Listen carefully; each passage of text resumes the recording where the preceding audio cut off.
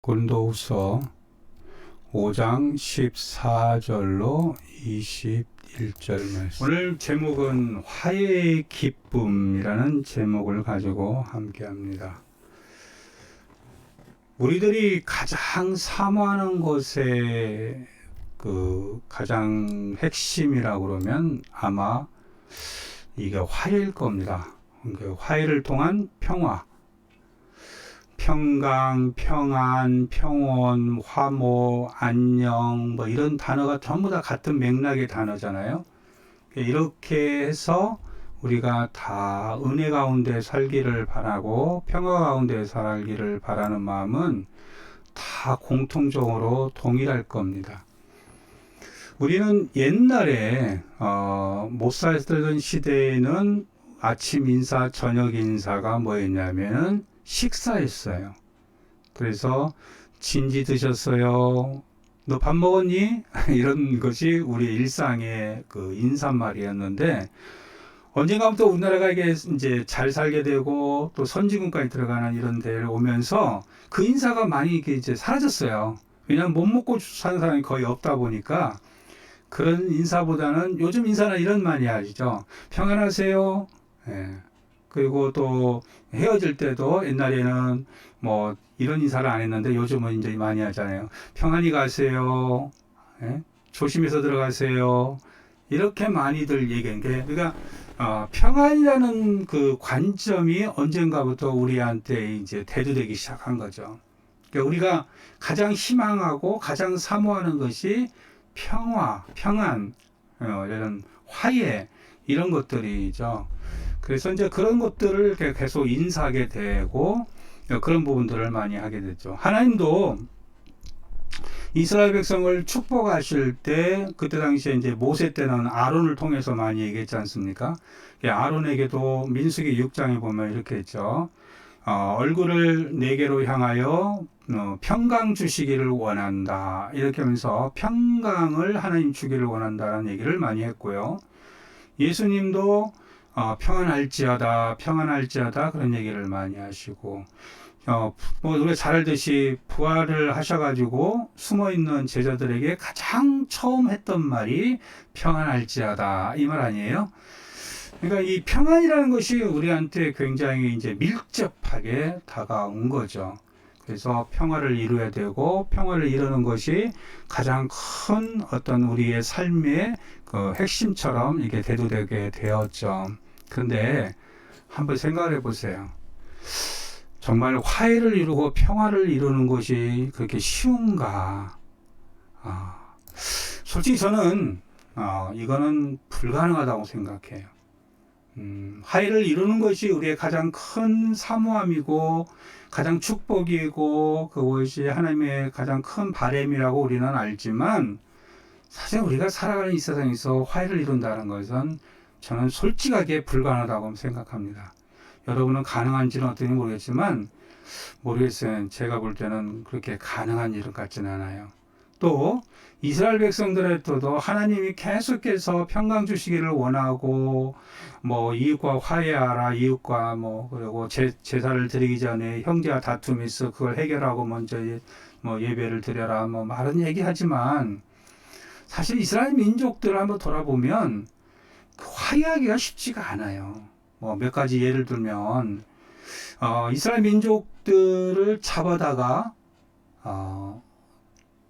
아주 처참하게 피해를 줬던 민족들이 있죠.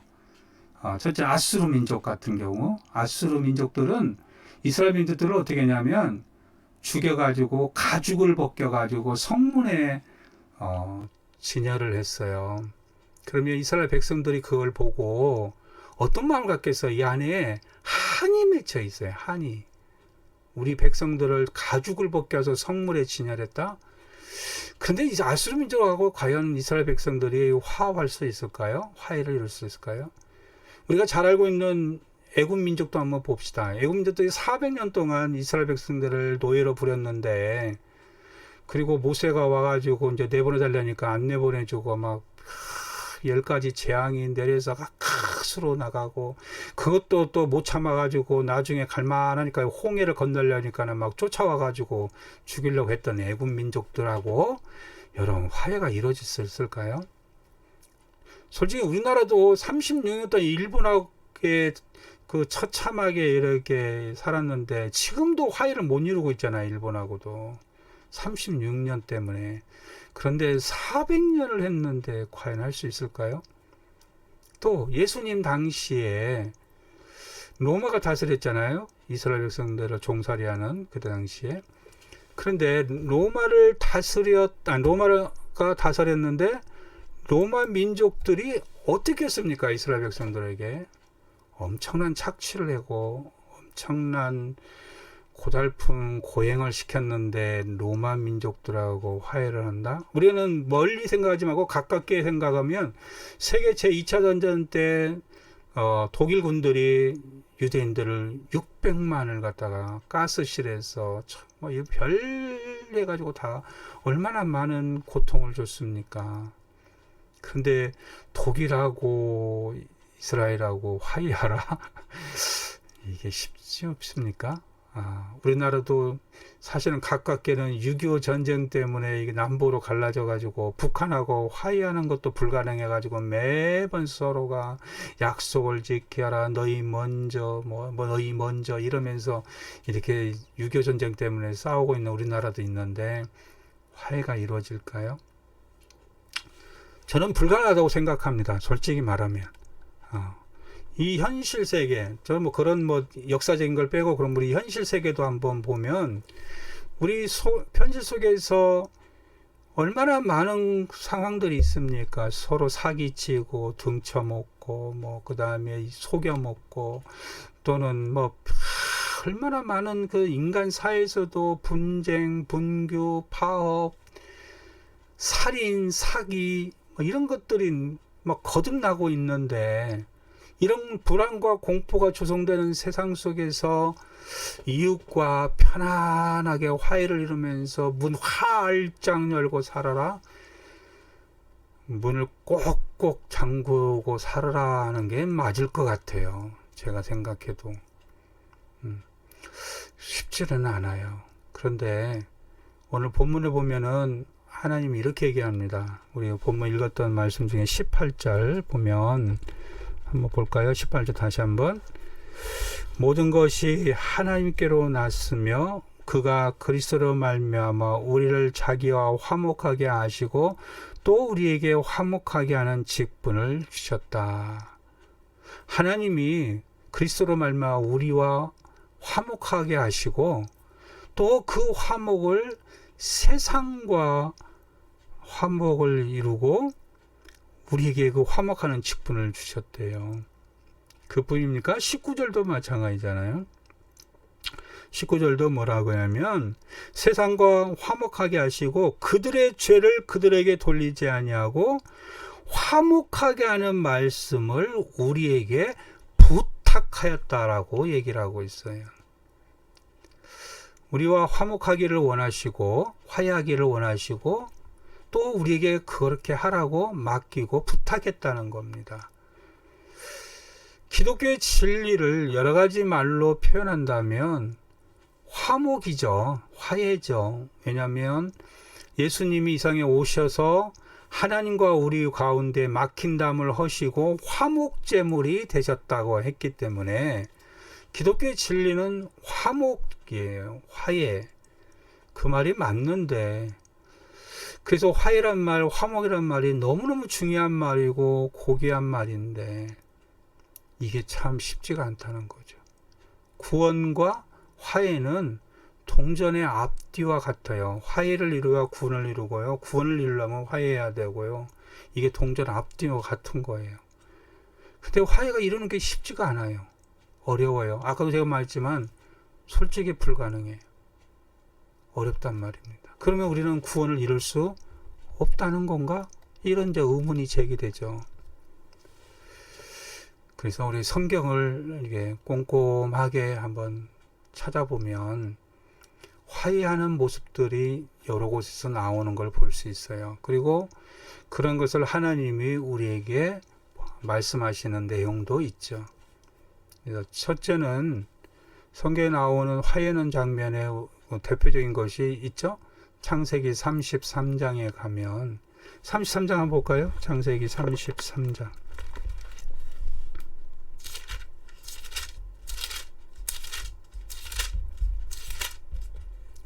창세기 33장 3절 4절. 자, 같이 한번 읽을까요? 시작. 자기는 그들 앞에서 나아가되 몸을 7번 땅에 굽히며 그의 형 에서에게 가까이 가나 에서가 달려와서 그를 맞이하여 안고 목을 어긋맞추어 그와 입맞추고 서로 우니라. 에서가 눈을 들어 여인들과 자식들을 보고 묻되 너와 함께 이들은 누구냐? 야곱이 이르되 하나님이 주의 종에게 은혜로 주신 자식들이니이다. 야곱과 에서가 화해하는 장면이죠. 야곱은 형 에서를 속여가지고 장자권도 훔쳐가고, 그러면서 결국은 이제 쫓겨나와서 타향살이를 수십 년을 했죠. 근데 이 동생 야곱에게는 마음속에 늘 뭐가 있어요? 마음에 한켠에 짐이 있죠. 그게 뭐예요? 아버지 이삭을 속이고 형 에서를 속여서 장자 축복권을 훔쳤다는 거. 미안함이 있죠. 항상 무거운 짐이 있죠. 그래서 타향살을 하면서도 계속 그는 고향으로 가고 싶어 했고, 결국은 이제 고향을 가게 되어서 모든 가족들, 식솔들을 다 끌고 왔는데, 정작 자기를 마중 나온 형 에서가 저 야복강가 저 건너편에서 지금 있는데 이 야복강가를 건너지를 못하는 거예요. 자기 부인이나 애들과 모든 종들을 다 넘겨줬는데, 건너가게 했는데 정작 본인만 못 넘어가는 거예요. 본인만. 왜? 이 안에 담겨있는 그 마음 때문에. 그래서 그때 그 자리에서 기도했던 거고, 우리가 잘 알듯이 야복강가에서 하나님과 씨름하는 그런 기도의 승리가 있었고, 하나님 축복이 임하고 마음에 이제 화평이 일어났을 때 건너갔죠. 그래서 형이 어떻게 나올지 모르는 그런 막막한 상황이고 두려움 상황만 떨리는 상황으로 가서 막상 형을 봤는데, 형은 나를 죽이러 온 게 아니고 나를 맞이하러 왔고, 달려와서 목을 어긋맞추고 입 맞추고 서로 울고 얘들이 누구냐 하고 묻고, 진정한 화해를 이루는 장면이 나오잖아요. 야곱이 그렇게 고대하고 바랬던 화해, 형과의 관계 속에서 있었던, 사실은 죄는 형한테 있는 게 아니고 야곱한테 있잖아요. 야곱이 속였던 거니까. 그럼에도 불구하고 이렇게 에서는 기꺼이 맞이해주는 그 모습, 이런 화해가 우리한테 있어야 된다고 생각을 하죠. 또 우리가 화해하면은 유명한 화해를 또 볼 수 있죠. 창세기 45장 가면 요셉이 형들과의 제외하는 장면이죠. 형들은 요셉을 늘 미안한 마음으로 봤겠죠. 그리고 자기 동생이 애굽의 총리가 됐다라는 것을 알게 됐을 때 얼마나 두려웠겠어요. 자기를 죽이지 않을까? 동생을 팔았다고 형들을 다 잡아다 죽이지 않을까? 막 이런 가까이 생각을 했죠. 근데 그때 요셉이 형들에게 이렇게 얘기하잖아요. 요셉이 방성대곡한다 그랬어요. 45장에 보면 방성대곡하면서, 그러니까 그 방생대곡이 어디까지 들렸냐면 밖에 있는 애굽 사람에게까지 다 들렸다고 그랬어요. 그만큼 크게 통성하면서 울었다는 거죠. 그러면서 하나님이 형들에게 이렇게 하잖아요. 내게로 가까이 오소서. 그들이 가까이 오니 뭐라고 하냐면, 나는 당신들의 아우 요셉이니 당신들이 애굽의 판자입니다. 당신들이 나를 이곳에 팔았으므로 근심하지 마소서. 한탄하지 마소서. 하나님이 생명을 구원하시려고 나를 당신들 앞서 보내셨지 형들에 의해서 이루어진 게 아닙니다 라고 화해하는 장면이 나오죠. 정말 화해라는 거 어려워요. 아까 제가 뭐 아주 노골적으로 안 됩니다, 불가능합니다 이랬는데 성경에 나오는 이런 화해 장면이 사실은 있어요. 남북으로 갈라진 우리 민족, 이 야곱과 에서처럼 요셉과 형들처럼 서로 안고 목을 어루만지며 방송되고 가며 화해할 수 있는 날이 있을까요? 사실은 옛날에 이산가족 할 때, 금강산 제외할 때 조금 가능성이 있지 않을까라고 생각은 했지만 결국은 다시 도루묵. 지금 현재는 아주 팽팽하게 서로를 지금 이해를 못한 상태 있잖아요. 저는 세상에서의 화해는 솔직히 말하면 불가능하다고 생각해요. 왜냐면 이권이 중요한 포인트거든요. 내가 손해보면서 화해를 해야 되고 내가 먼저 손을 내밀어야 되는데 지금 보다시피 에서가 손을 내밀었고 요셉이 손을 내밀었지. 그렇잖아요. 사기꾼인 야곱은 불안해했던 거고 형들은 두려워했던 거죠. 근데 세상에서는 이권이라는 것이 있고 내가 손해보면 안 되고 내가 피해보면 안 된다라는 관점이 있다 보니까 사실은 이게 쉽지가 않죠. 화해가 이루어지지 않아요. 솔직히 말하면. 그래서 사기를 당한 사람이 손을 벌려야 되고요. 사기 친 사람은 회개하고 나갈 수 있어야 돼야만이 진정한 화해가 이룰 수 있다고 생각해요. 그리고 더불어서 진정한 화해를 이루려면 저는 하나님이 개입해야 된다고 생각해요. 성령님이 움직여 주신다. 그게 대표적인 예가 이제 신약 성경에 오면 나와 있잖아요. 사도행전 10장에 보면 유대인인 베드로가 있는데 베드로에게 하나님이 얘기를 합니다. 가이사라에 들어가면 고넬료가 있는데 그들이 가까운 친구들을 모아놓고 기다리고 있으니까 야, 네가 가서 거기에서 그들을 축복해줘라. 유대인이었던 그때 베드로, 유대인들의 생각 속에는 이방인들은 사람 취급을 안 했잖아요. 상종하지를 않았어요. 오직 선택된 민족만 하나님의 백성이고 그 나머지는 다 개나 돼지 취급하고 똑같이 취급을 했고 그들에게는 이 하나님의 복음이 들어갈 수 있다고 생각을 안 했어요. 그래서 베드로가 너무 의아하게 질문을 하죠. 어떻게 이방인하고 상종할 수 있고 그들 어떻게 축복할 수 있냐고. 그때 이제 하나님이 이 베드로에게 나타나서 꿈에 나타나서 그 부정한 짐승을 보여주면서 이걸 갖다가 취하라 하니까 어떻게 부정한 것을 취합니까? 그러니까 하나님이 그러잖아요. 내가 부정타고 안 하는데 왜 네가 부정타고 하느냐? 하나님이 준 건데 어찌 하나님이 준 것을 네가 네 맘대로 부정타고 하느냐? 그런 관점이잖아요. 이 세상의 모든 것은 하나님이 창조하셨는데 왜 인간이 이건 되고 안 되냐고 구별하는 거자는 거죠. 그래서 결국은 베드로가 강권적으로 하나님에 의해서 성령에 이끌어서 가이사랴 집에 갑니다. 아니 가이사랴에 들어가서 고넬료의 집에 들어갑니다. 근데 진짜로 거기 가니까 일가 친척하고 가까운 친구들을 다 모아놓고 기다리고 있는 거예요. 그리고 베드로가 들어오니까 고넬료가 그 발 앞에 엎드려서 절을 하면서 막 그렇게 맞이하는 거예요. 그러니까 베드로는 이미 한 번 하나님으로부터 경험을 했기 때문에 그 고넬료가 뭐라 하냐면 일어서라 나도 사람이다 라고 하면서 더불어 말하고 그들과 함께 이제 교제하죠. 이방인들을 교제하는 것과 가까운 것이 위법인 줄은 우리도 알고 이방인 너희도 알지만 하나님이 내게 지시했기 때문에 우리가 그 어떤 것도 이제는 속되다고 하거나 깨끗이 않다 하지 이제 말해야 된다.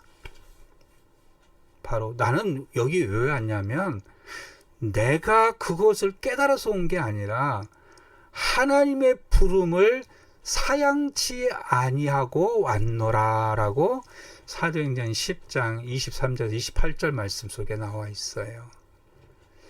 사실 유대인 베드로에게는 이방인과 교제하는 거 매우 위험하고, 또 그때 당시에 유대인의 법에는 어긋나는 엄청난 일이었어요. 베드로는 할 수가 없었어요. 그런데 주님의 성령님의 강권적인 이끄심에 의해서 이 화해가 이루어진 거죠. 그래서 저는 진정한 화해를 이루려면 인간의 노력도 있어야 돼요. 피해를 입은 자나 피해를 준 자나 서로가 노력은 해야 되지만, 진정한 화해, 성경적인 성령의 화해를 이루려면 하나님이 개입해야 된다고 생각을 해요. 그 개입이라는 것은 내가 하나님에게 이끄심을 받는 거예요. 하나님의 말씀에 이끌음을 받고 하나님이 맡겨주신 것에 대해서 내가 순종하는 순종의 믿음이 필요한 거죠. 그래서 오늘 말씀에 주님이 우리에게 이 화해의 사명을 맡기신 거죠. 모든 것이 하나님께로 났나니, 오늘 본 말씀 고린도후서 5장 18절 19절 보면 모든 것이 하나님께로 났나니 저가 그리스도로 말미암아 우리를 자기와 화목하게 하시고 우리에게 또 화목하는 직책을 주셨으니. 아멘. 그 뒤에 또 뭐라고 씁니까? 19절에 그리스도 안에 계사 세상을 하나님께서 자기와 화목하게 하시며 저들의 죄를 저들에게 돌리지 아니하시고 화목하게 하는 말씀을 우리에게 부탁했다. 하나님의 사람이 가지고 있는 진정한 사랑은 이스라엘이나 유대인이나 신앙인이나 내가 좋아하는 사람으로 국한되지 않는다는 거죠. 아수르의 수도 니느웨 사람에게도 얼마든지 향할 수 있고요. 또 애굽 땅에 400년을 괴롭혔던 그 애굽 땅에도 향할 수 있는 거고요. 로마에도 향할 수가 있고요.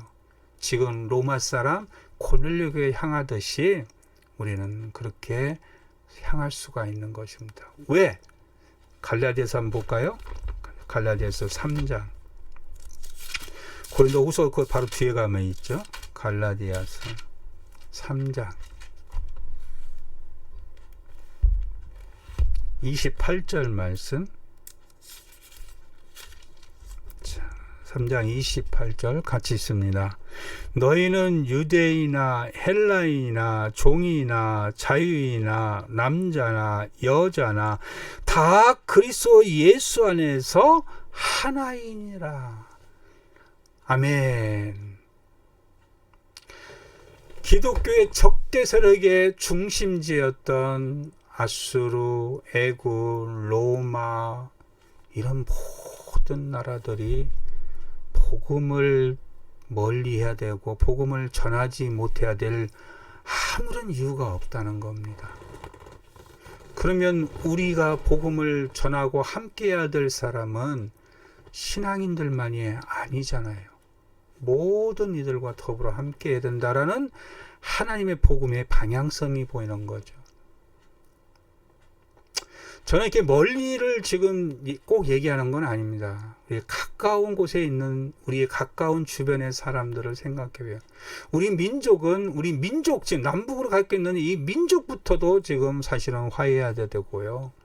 한국 사람, 북한 사람, 또 그것 떠나서 우리 한국 안에 있는 다문화 사람들.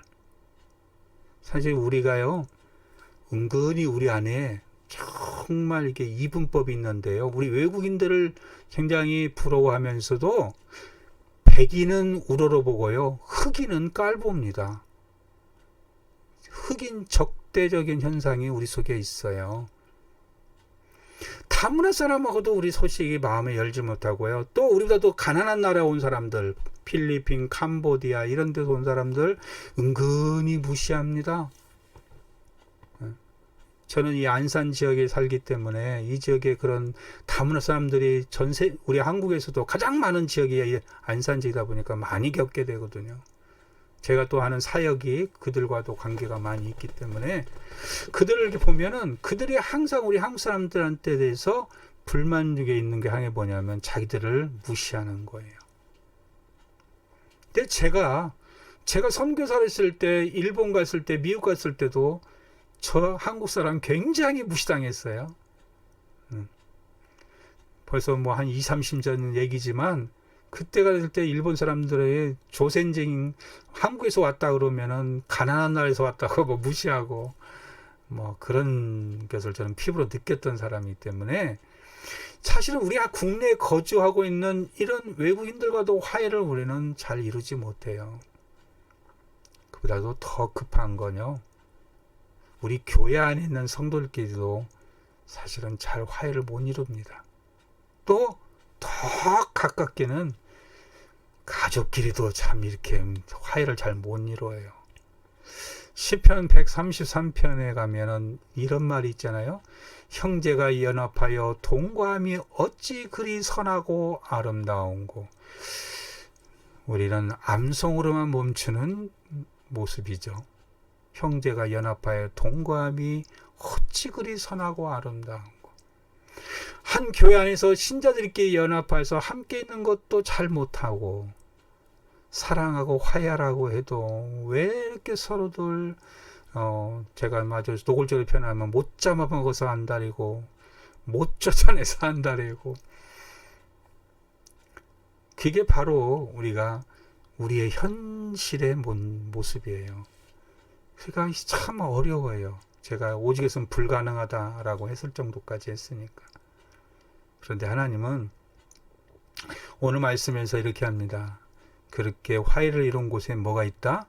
거기에 여호와께서 복을 명하시나니 곧 영생의 복이다. 화해에는 선함도 있고 아름다움도 있고 기쁨도 있고 있지만 중요한 게 있어요. 화해에는 영생의 복이 있다는 거예요. 영생의 복. 오늘 화해의 기쁨이라고 얘기했는데, 화해를 통해서 우리는 영생을 얻는 가장 축복의 복을 갖는데, 우리가 이것을 좀 소홀히 하는 경향들이 많이 있어요. 하나님이 우리에게 화해 사명을 맡기시고 우리가 화해할 수 있는 자가 되라고 부탁하시고 그런 일을 이루어 가라고 우리에게 강하게 강권을 합니다. 왜? 그 속에 기쁨이 있기 때문에. 그래서 성경에 보면은 그렇게 교제와 화해의 모델을 이룬 교회가 있죠. 빌립보 교회라고. 빌립보 교회에서 그래서 기쁨이 항상 충만했다라고 얘기하잖아요. 저나 여러분이나 우리에게 맡겨준 사명이 이 사회와 화해하는 건 줄 믿습니다. 예수님이 화목제물이 되신 것처럼 우리도 어려운 곳, 힘든 곳, 거부하는 곳, 모든 곳에 가서 화목제물로 화해를 이루는, 평화를 전할 수 있는 사람으로 살아가기를 원합니다. 그렇게 할 수 있기를 간절히 축원합니다. 우리 모두에게 화해를 심는 일, 그것은 우리 힘으로는 부족함은 있기에 성령이 도와주기를 바라지만 성령이 도와주기에 앞서서 내가 먼저 마음을 여시고 화해의 손길, 화목의 직분의 역할을 감당하려고 기도하는 저희들이 되어야 될 줄 믿습니다. 그렇게 노력하셔서, 그렇게 살아가셔서 정말 행복한 성도, 기쁨이 넘치는 성도, 영생의 복을 누리는 저와 여러분 되시기를 간절히 축원합니다.